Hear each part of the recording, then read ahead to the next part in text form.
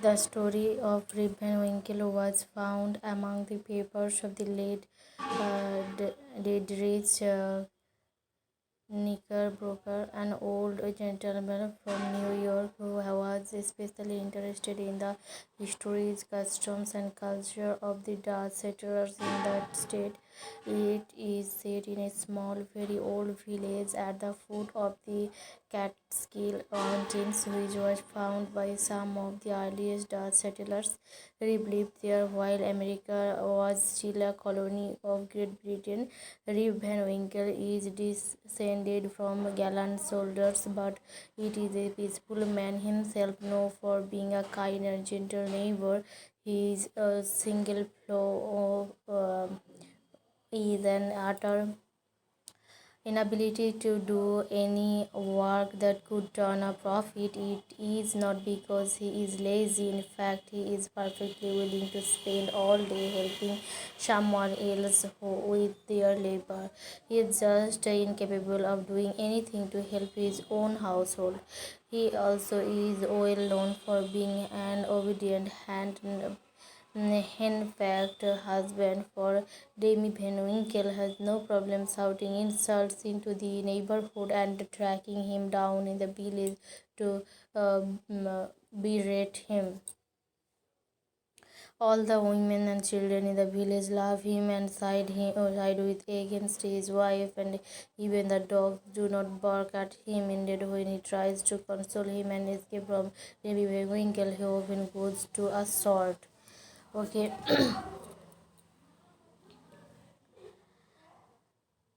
So if you like my video, please subscribe my channel.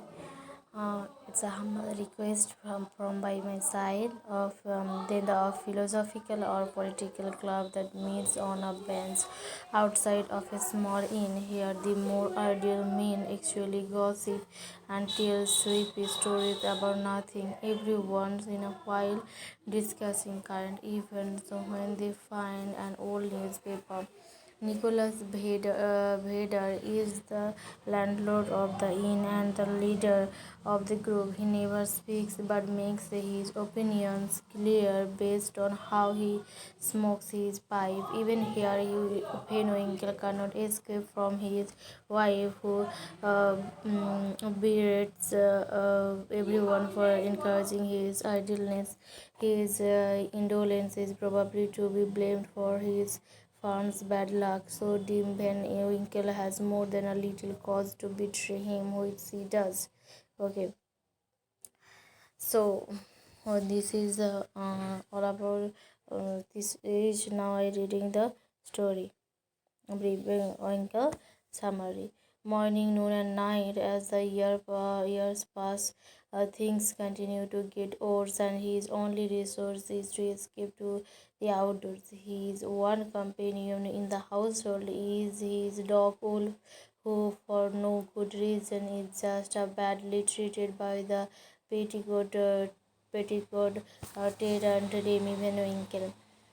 On one trip to the woods of Van Winkle wanders to one of the highest points in the Catskill. Fatigue from the climb, he reached, and soon the sun has started to set. He knows he will not be able to get home before dark. As he gets up, he hears a voice call his name. A shadowy figure seems to be in need of assistance. So um, show he approaches the man, who looks very strange. He is short and square, with thick bushy hair and grizzled beard, dressed in the antique Dutch fashion. So he asked Van Winkle for help climbing higher with a cake.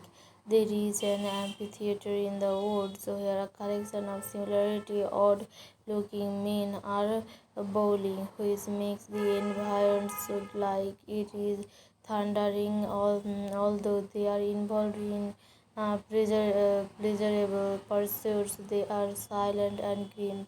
The man starts to serve drinks from the keg and gesture of Van Winkle to help eventually takes a drink for himself. It tastes delicious, and he so here we see uh, the Dutch symbolism of Dutch culture goes back for more and more until he is quite drunk and lies down to pass out. When he wakes up in the morning, he is anxious about what Dim Van Winkle will say about his late return. He reaches for his gun but finds that it is now rusty and uh, ornamented or Meaton.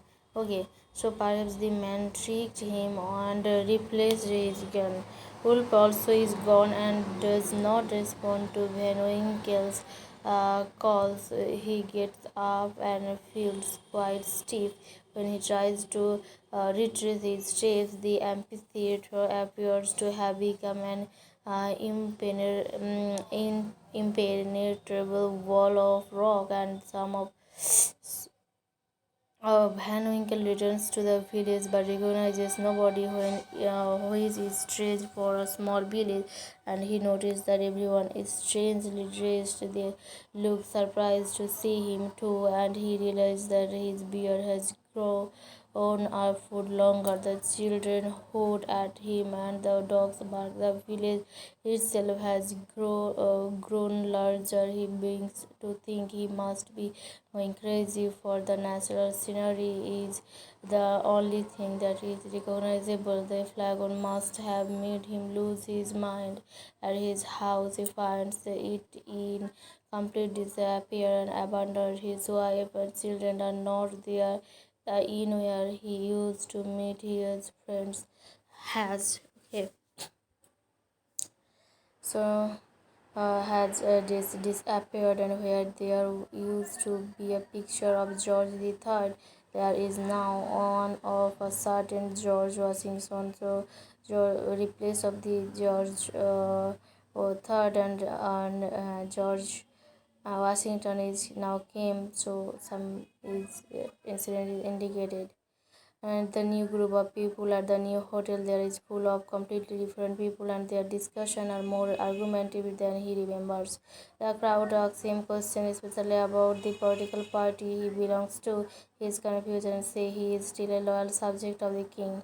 They declare him a traitor and a Troy when he says he just come looking for his friends, and they tell him that Nicholas Bheder has been dead for 18 years, and Van Bommel is now in Congress. Okay, that's all about in the now. Rip Van Winkle becomes still more distressed and confused when he asks if they know Rip Van Winkle, and the townspeople point out a different lazy-looking man. He begins to think he is crazy. A familiar woman approaches, and he finds out enough to decide that she is his daughter. She explains that her father went out with his gun one day 20 years ago and was never heard from since. Reuben Winkle tells everyone that for him it has only been one night, which makes them think he is crazy too. The one piece of good news is that Danny Van Winkle recently passed away. So Peter Peter Vanderdonk, the town's oldest inhabitant, vouches for Van Winkle and says that he has heard tales passed down about the ghost of Hendrik Hudson and his men appearing once every 20 years. They bowl and keep a guardian eye on the region that Hudson explored. The tale seems there to fit with Rip's experience. Rip goes to live with his daughter, who is married a cheerful farmer. He lives much happier than he ever was with Demi Van Winkle. Also, he is now old enough for his idealness to be socially acceptable, and he returns to the hotel and is again well loved in the village eventually. Uh, So here the changes is on the ribbon Winkle so learns about the Revolutionary War and everything else that has passed, but the only yoke of government that he cares about having thrown off is that of Demi Van Winkle. Um, Knickerbocker closes the story with an impression declaration of its veracity on personal examination. He also gives a brief history of the magic and fables associated with the Catskill suggesting that even the Indians tales of similar experiences in the area in their own stories and myths. The analysis of Reuben Winkle, that is, Reuben Winkle is one of the most famous stories of the scale of this sketchbook of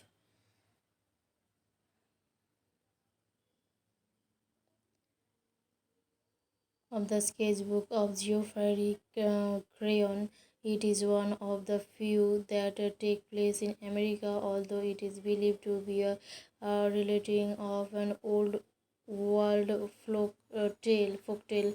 The setting of the tale in the Catskill by the Hudson gives the story a fairy praises location that grounds in the America. The passages that being and in the story frame it to separate it from the other sketches.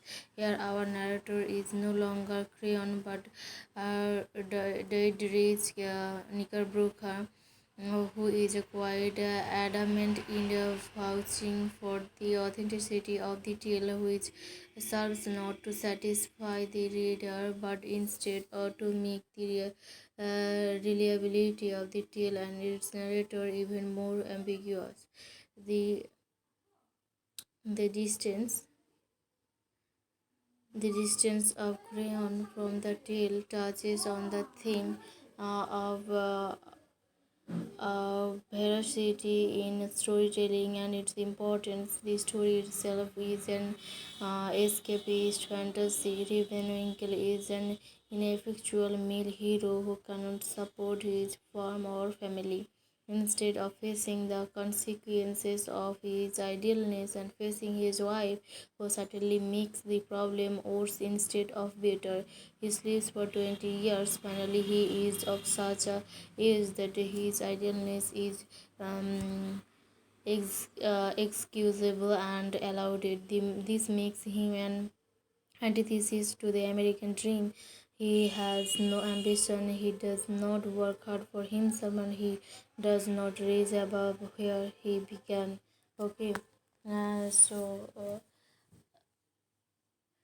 if you like, please subscribe and share and comment what you want to in the video that please suggest me. He is likes to chat and have friends.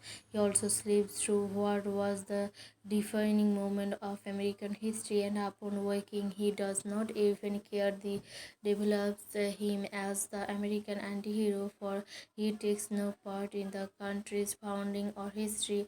His story makes sense as more of an old world story, one that the Dutch settlers in their relatively old village can retell. The story also shows that great historical events are often less important than the daily happening in an individual's life. The only operation Demi Van Winkle is certainly the antagonist in the story. She is constantly beating Rip Van Winkle, whom everyone else in the neighborhood adores. She is completely flat character who we only ever see her outside, except for the one of the comment made after she had died that she always kept the house in the good order. Her criticism of her husband is for too strong is nevertheless deserved. Okay, then we going to the husband should learn to be more in. So this is the quick slides here. Thanks for watching.